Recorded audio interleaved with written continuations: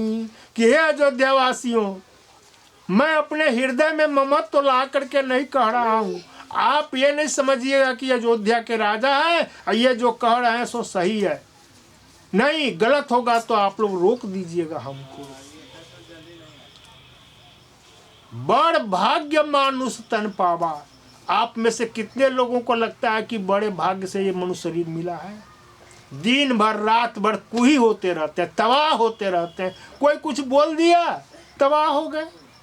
अरे बोल दिया, वो अपने मुंह से बोल दिया, उसको खर्च हुआ है, वो आपका तबाह हो रहे हैं।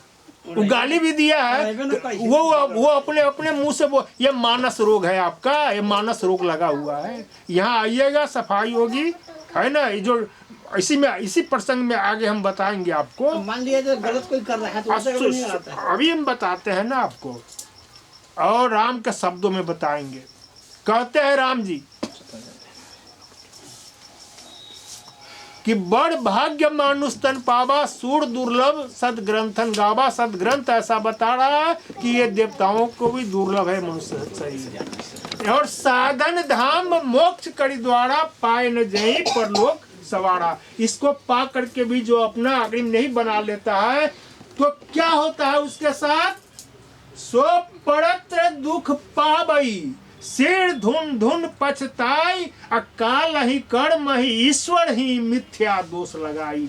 अपना कर्म नहीं सुधारता है और कभी काल को, कभी भगवान हमारा भाग में ये लिख दिया, लगता है कि भगवान ऊपर बहुत सारा डिपार्टमेंट खोल रखे हुए हैं, है ना। और वह कर्मचारी सब काम कर रहा है। ये 7.5 अरब जो लोग हैं, सबका भाग लिखने के लिए भगवान के पास डिपार्टमेंट है। और कर्मचारी सब वहाँ काम कर रहा है, भाग लिखता है। किसी का भाग अच्छा लिख देता है, किसी का भाग खराब लिख देता है, किसी को अमीर बना देता है, किसी को गरीब बना देता है। यही काम है भगवान का, ऐसा कुछ नहीं है।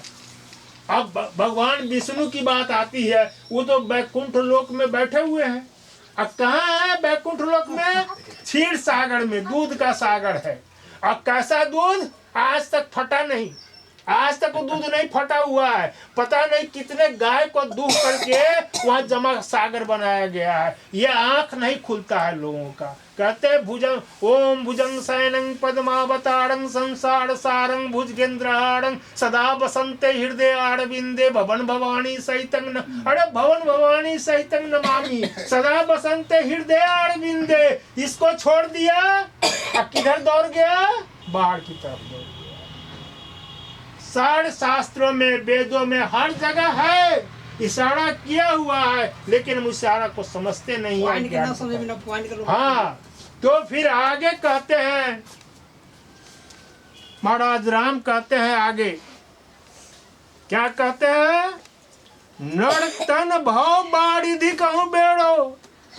मतलब ये मनुष्य का चोला, जैसे तुलसीदास जी ने लिखा था ना, नर समान नहीं कवनौ देही, जीव चराचर या तत्ते ही। ठीक वही बात फिर यहाँ कहते हैं कि ये नर्तन भव बारिधि कहूँ बेरो। मतलब ये मनुष्य का शरीर इस संसार रूपी सागर से पार करने के लिए नौका के समान है, और इसको पा करके भी जो नहीं भव सागर से पार होगा, सो पड़त्र दुख पावई, सिर धुन धुन पछताई, काल ही कर्म ही ईश्वर ही मिथ्या दोष लगाए। कभी काल को, कभी कर्म को, कभी विधाता को, कभी ईश्वर को दोष लगाता है कि मेरे भाग में ऐसा लिख दिया। ऐसा कुछ नहीं है, ये सब कर्म का फेर है। तो फिर आगे कहते हैं, अब देखिए बात मार के की है। जहाँ बात हो रही थी डॉक्टर की इलाज करने की बात हो रही थी, यहाँ इसमें सभी लोग हिंदू धर्मावलंबी हैं, सब लोग हिंदू धर्म से बिलोंग करते जो लोग बैठे हुए हैं। 2 लोग हैं यहाँ जो इस्लाम के हैं, जो अभी ये कैमरा लगाए हुए हैं, उनको भी सुनाते हैं। वो कहते हैं, महाराज राम कह रहे हैं, सदगुरु बैधा बचन विश्वासा, संजम यह न विषय करियासा। देखिए दिया ना दवाई दिया। आप लोग समझिए इस बात को। आते हैं, सुनते हैं, और यहाँ मतलब ऐसे हाथ करते हैं, प्रसाद खाते हैं और चलते बनते हैं। यहाँ जिसको आप भगवान मानते हैं वो कह रहे हैं, सदगुरु वैध बचन विश्वासा, असंजम यह न विषय करियासा। राम जी दवाई दे रहे हैं, बहुत सुंदर दवाई दे रहे हैं। क्या कि सदगुरु के वचन पर विश्वास करो, ये संयम है तुम्हारा। और दवाई क्या है? विषय की आशा नहीं करना है। मतलब विषय मतलब सुंदर सुंदर चीजों को देखने में नहीं फंसना है, सुंदर सुंदर बाहर की आवाजों को सुनने में नहीं फंसना है, सुंदर सुंदर जीभ का स्वाद लेने में नहीं फंसना है, सुंदर सुंदर नाक से सुगंध लेने में, अच्छा अच्छा सुगंध लेने में नहीं फंसना है, और यह स्पर्श सुख लेने में नहीं फंसना है, जनेंद्रिय का सुख लेने में नहीं फंसना है। ये कौन बता रहे हैं? ये बता रहे हैं महाराज राम। जरा उन टिक्का चंदन वाले लोगों से भी पूछिएगा, कभी बताए हैं आपको? नहीं बताए होंगे। इसलिए कि ये बताएंगे तो उनका धर्म धंधा बंद हो जाएगा।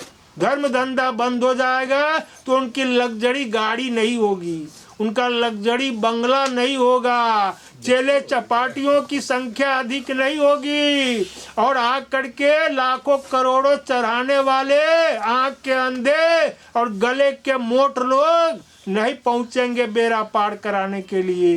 अरे बेड़ा पार वहां होगा जो संत पर उपकार वचन मन काया, असंत सहज स्वभाव खगड़ाया। जो मन से, वचन से और कर्म से दूसरे का भला करता है, ऐसे संत के का शरण गइए, ऐसे सद्गुरु का शरण गइए, जो आपको आत्म ज्ञान करा करके वो विद्या सिखाए। कौन सा विद्या? कहते हैं कबीर,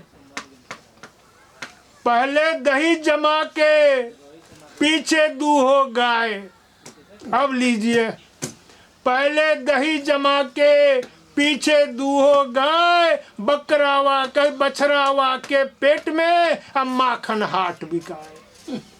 समझिए, बड़े बड़े विद्वानों को बात समझ में नहीं आती है, बड़े बड़े पीएचडी करने वालों को ये बात समझ में नहीं आती है कि पहले दही जमा के पीछे दूहो गाय, अब बछरावा के पेट में अब माखन हाट बिकाए। साहब कबीर कहते हैं, अपने मन बुद्धि को स्थिर करो।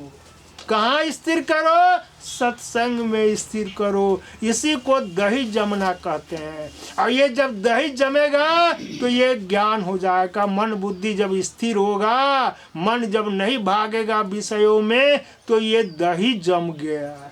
पीछे दूहो गाय, ये मनोवृत्ति जो है बाहर में भटक रही थी, सुख विषय सुख खोज रही थी, अब ये गाय जो है आपको आनंद का दूध देने लगेगी। जब मन बुद्धि स्थिर आपका हो जाएगा तो ये गाय आपको, भक्ति रूपी गाय दूध देने लगे, मतलब दूध देने लगेगी। और आप बैठे बैठे, हम तो यहाँ से कहीं नहीं जा रहे हैं, किसी गांव में नहीं जा रहे हैं, और मेरा माखन जो है कहाँ कहाँ बिका रहा है। ऑस्ट्रेलिया में बिका रहा है, अमेरिका में बिका रहा है, कनाडा में बिका रहा है, फ्रांस में बिका रहा है, मतलब न्यूजीलैंड में बिका रहा है, रूस में बिका रहा है, जापान में बिका रहा है, जर्मनी में बिका रहा है, लंका में बिका रहा है। मैं कहीं नहीं जा रहा हूँ, सब जगह मेरी किताब पहुँच रही है ना। ते माखन बिका रहा है कि नहीं बिका रहा है? आप लोग आए हैं कहाँ कहाँ से, आप लोगों के बीच में ये माखन क्रीम बिका रहा है कि नहीं बिका रहा है? तो साहब झूठ कर रहे हैं कि सच कर रहे हैं?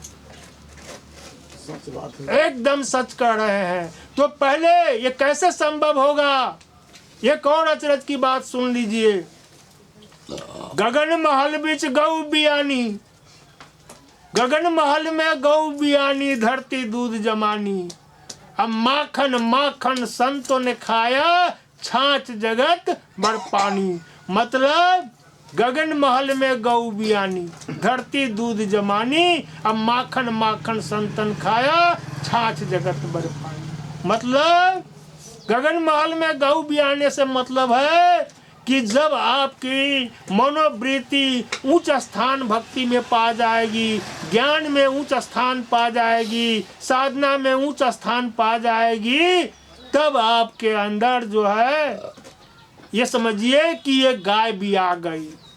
तो गगन महल में गौ बियानी और धरती दूध जमानी, मतलब व्यवहार में चलते फिरते उठते बैठते सोते आप ज्ञान में रहिएगा, विवेक में रहिएगा, जगे रहिएगा, और आपका व्यवहार ऐसा होगा, प्रेम भरा व्यवहार होगा, दया भरा व्यवहार होगा, सत्य से भरा व्यवहार होगा, क्षमा भरा व्यवहार होगा, सहिष्णुता होगा, आपके अंदर मानवता होगी, इंसानियत होगी, आपका जीवन धन्य हो जाएगा, आनंद से भर जाएगा, शांति से भर जाएगा, सुख से भर जाएगा। इसी को साहब कहते हैं गगन महल बीच गौ बियानी, धरती दूध जमानी, अब माखन माखन संतों ने खाया, ये छाछ जगत बरतानी, मतलब मट्ठा लेकर के राम राम राम राम राम राम करके ये सारा संसार छाछ पी रहा है।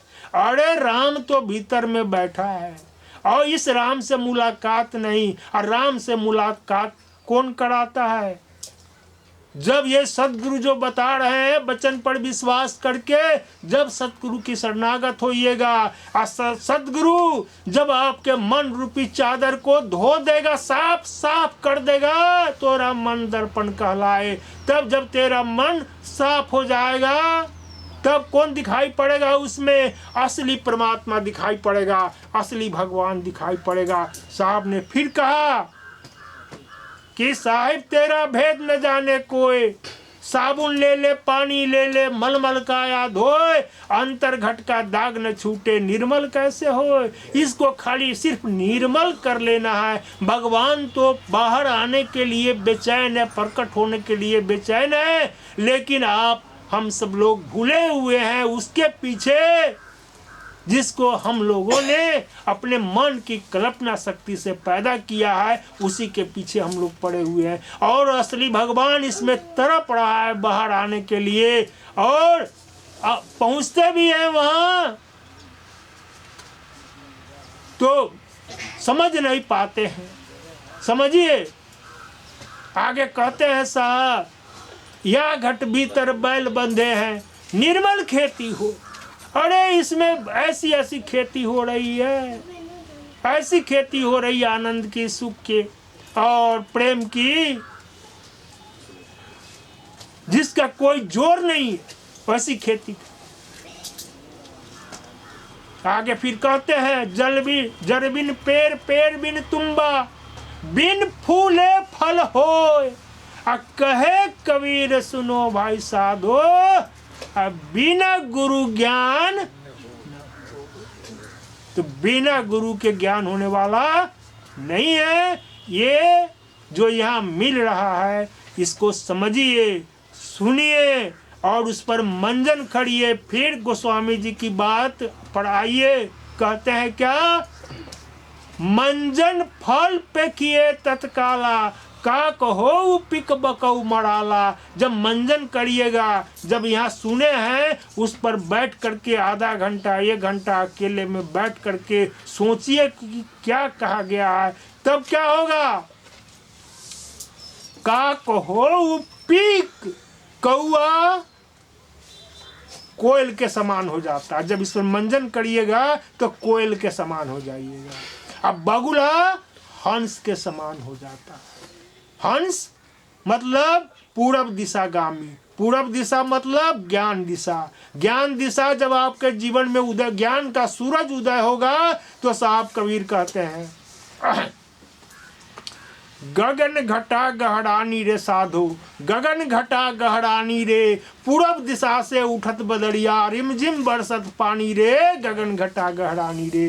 तब जब ऐसा होगा आपके जीवन में, जैसा मेरे जीवन में हुआ, वैसा आपके जीवन में भी संभव है। और तब आनंद के रिमझिम बरसात होना शुरू हो जाएगा आपके जीवन में। और जो भीख मांग रहे हैं, थोड़ा तू दे दो, थोड़ा तू दे दो, थोड़ा तू शांति दे दो, थोड़ा तू प्रेम दे दो, थोड़ा तू सुख दे दो, कहिएगा ले जाओ बोरा भर के, झोरा भर के, कोठी भर के, जितना ले जाना है मेरे यहाँ से ले जाओ, आप समंदर हो जाइएगा। कोई बाल्टी डुबाएगा, कोई कुछ डुबाएगा, कोई ट्रक से भर के ले जाएगा, कोई बस से भर के ले जाएगा, आपका घटेगा नहीं। तुलसी पंछी को पिए, घटे न सड़ता नीर, धर्म किए धन ना घटे, जो सहायक रघुवीर। और आप लोग इसको भूल करके क्या बने हुए हैं? कंगाल बने हुए, भिखारी बने हुए, राजा सम्राट होकर के। ये दर्द हमसे नहीं देखा जाता है। इसीलिए कभी कभी हम आधा घंटा बैठ करके जब कोई लोग नहीं रहता है तो चुपे चापे रो भी लेते हैं कि संसार की क्या हालत है। देख कबीरा रोया है ना, संसार की हालत को देख करके रोते हैं कि हम दे रहे हैं हीरा। कहता है कैसा ना, उजड़ हो कि पियर, लाल हो कि हरियर। अरे आके देख तो लाल है कि हरियर, उज्जड़ है कि पियर। यहाँ तो दीवानों की महफिल है, यहाँ जो लोग आया है सब मस्ताना है, सब आता है, सब सारा लोग लगा हुआ है काम धंधा में, पता नहीं क्या क्या सफाई कर रहा है। मन में मतलब मन में लाख बुराई, जीवन है गंदा अपना, और निंदा करे पढ़ाई। घर से झाड़ रहा है सब, और दूरा पर बैठेगा तो कहेगा जलंधर बड़ा खराब आदमी है, मुकेश बड़ा खराब आदमी है, कमल बड़ा खराब आदमी है। ले लिया, घर झाड़ लिया, और इसको पूरा गंदगी इसमें भर लिया। इसी को दिवाली कहते हैं, है ना, इसी को दिवाली कहते हैं। अरे असली दिवाली जिस दिन आपके जीवन में ज्ञान का सूरज उदय होगा, विवेक का सूरज उदय होगा, भक्ति का सूरज उदय होगा, आनंद का सूरज उदय होगा, सुख का सूरज उदय होगा, परोपकार का सूरज उदय होगा। असली दिवाली उस दिन होगी आपके जीवन में। जिस दिन आपके जीवन में आपका राम मिल जाएगा, उस दिन आपके इस अयोध्या में आनंद हो जाएगा, दिवाली हो जाएगी, है ना। ये असली दिवाली है। इसमें दीप जलेगा, उस दिन असली दिवाली होगी। बाकी ये सारे लोग धोखे के शिकार है। दिवाली तो जलाते हैं, ठीक है, दीप जलाते हैं, जलाए, लेकिन अंदर का भी तो दीप जलाए कम से कम। दिया जलावे तो यानी तूफान सब को पहले हटावे को, इकार विकार ईर्ष्या मोह लोभ सब को पहले हटावे। तो ये आप जो है ना, आप अच्छी बात है, नहीं हटाइए, नहीं हटाइए। जितना लादना है अपने ऊपर लाद लीजिए, है ना। डूबते को लगाओ ठोर, कबीर ने कहा डूबते को लगाओ ठोर, और न माने तो 2 धक्का और जाओ डूबो, है ना, जाओ डूबो, हमारा क्या बिगड़ेगा, है ना। यहाँ बांट रहे रोगों की दवा, और कहता है कि आपके यहाँ दवा ओरिजिनल है। अरे जा खा के देख लेना कैसी दवा है ये। डॉक्टर के यहाँ जाता है इलाज कराने के लिए, डॉक्टर कहता है, डॉक्टर से पूछता है कि डॉक्टर साहब बीमारी कितने दिन में जाएगी। डॉक्टर साहब कहता है दवाई खाओ, संयम करो, ठीक हो जाएगा। वो गारंटी लेता है क्या? नहीं लेता है, कोई डॉक्टर गारंटी नहीं लेता है। और जो गारंटी लेता है वो ठगुआ डॉक्टर होता है। इसलिए गारंटी की बात आप बट बनिएगा गारंटर, है ना। आपके अंदर ज्ञान उपजेगा, आपको बात समझ में आएगी। अभी कुछ दिन मतलब 3-4 दिन पहले की बात है, मैंने एक को उपदेश किया, युवक को। ये पहला युवक है मेरी मतलब इस महफिल में। पहले उसका नाम था विवेकानंद, मैंने उसका नाम रख दिया है विवेकानंद। ताली बजा दीजिए उसके नाम पर, है ना। विवेकानंद, मैंने कुछ किया नहीं, उसका नाम विवेक और आनंद था, विवेक आनंद। मैंने दोनों को जोड़ दिया, संधि विच्छेद को एक कर दिया, अलग 2 था एक कर दिया, अब उसका नाम हो गया विवेकानंद। और उसने देखा अपने अंदर के चांद सूरज को। कैसा चांद सूरज था जरा अंदर का, जरा बताओ तो विवेक, कैसा चांद सूरज था? कैसा लगा तुमको? जैसे बाहर में देखते हैं हम लोग उसी तरह का। ठीक है, बैठ जाओ। क्यों देखा? क्योंकि इसका हृदय साफ है, इसके हृदय में पूरा कभी कचरा जमा नहीं है। और जो लोग यहाँ आते हैं कचरा लेकर के आते हैं, कैसे देख पाएंगे? अंदर में एक पहाड़ पर चीनी का पहाड़ था, एक पहाड़ नमक का था।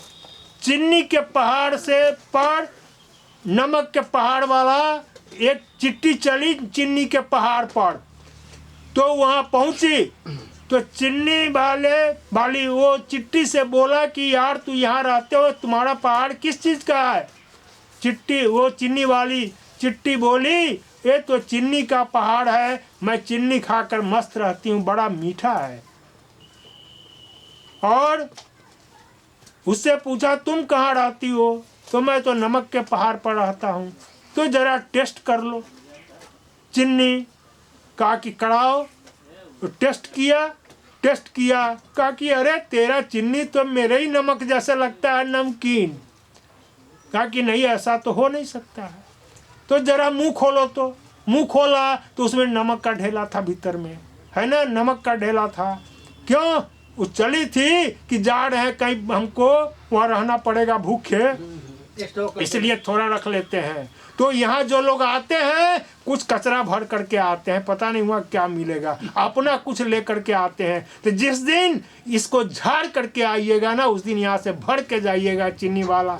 अरे चिट्टी ये चाहिए मधुमक्खी, उसको मालूम है वो परागसेचन करती है फूल पर, उसका उसमें से रस निकाल लेती है, वो अपने मुँह जा करके जमा करती है। लेकिन आप मनुष्यों को ये मालूम नहीं है कि सही शहद कहाँ मिल रहा है, सही आनंद कहाँ है, सही शांति क्या है। तो कभी इधर चोंच मारते हैं तो कभी उधर चोंच मारते हैं, जिंदगी भर मारते रह जाइएगा जब तक ये चादर साफ नहीं करिएगा। मंदिर में दौड़िए, मस्जिद में दौड़िए, देवी को पूजिए, देवा को पूजिए, महादेवा को पूजिए, बामत को पूजिए, चूरा को पूजिए, गोसाई को पूजिए, गोविंद जी को पूजिए, कारी को पूजिए, कुछ होने वाला नहीं है। ये सब मनुष्य का बना। बोलिए प्रेम से सतगुरुदेव महाराज की, सतगुरु कबीर साहेब की। तो आज मेरा बाकी रह गया, बांधे अष्ट कष्ट 9 सूता, 8 पर आज मैंने चर्चा की है, और 9 सूत में जो बंधे हुए हैं ये मेरा बाकी रह गया। फिर अगले सत्संग को, अगले रविवार को हम 9 सूत क्या है वो आप लोगों को समझाएंगे। फिर बोलिए संत समाज की, माता बहन की, नगर बस्ती की, सभी संतों की, विश्व के सभी आत्माओं की सप्रेम साहेब बंदी।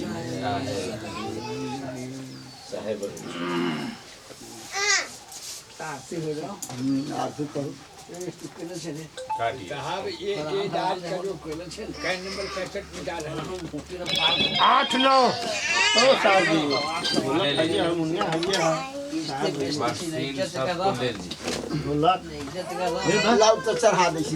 भजन हो जाए, रिकॉर्ड कर लीजिएगा भजन को,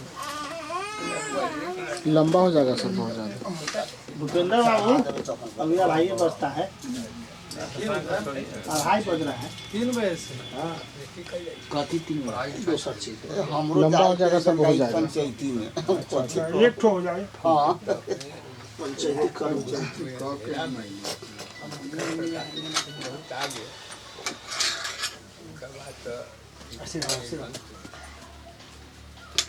बहुत लंबा हो जाएगा, बहुत लंबा हो जाएगा। कितना हो गया? अब 1 घंटा नहीं हुआ है। नहीं ज्यादा हो गया, ये हो गया 2:30 बज गेला, ये 1.5 घंटा हो गया। अभी 8 सूत भेल, 13 17 सूत बाकी है, अभी 17 सूत बाकी है, अभी 8 3 को बनवा दीजिएगा आधा घंटे का, समझ गए? 2 भाग में कर दीजिए ना।